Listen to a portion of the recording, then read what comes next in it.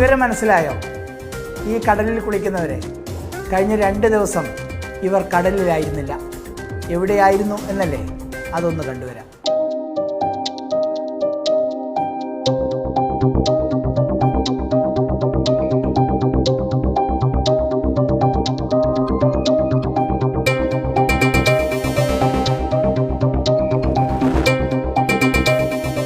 അതെ, അവർ തന്നെ.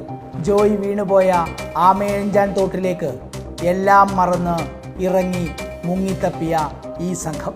പകർച്ചവ്യാധിയും എലിപ്പനിയും എല്ലാം പിടിപെടാൻ സാധ്യതയുള്ള രക്ഷാപ്രവർത്തനം, ജീവൻ തന്നെ പണയം വെച്ചുള്ളത്. ശനിയാഴ്ച രാവിലെ 11 മുതൽ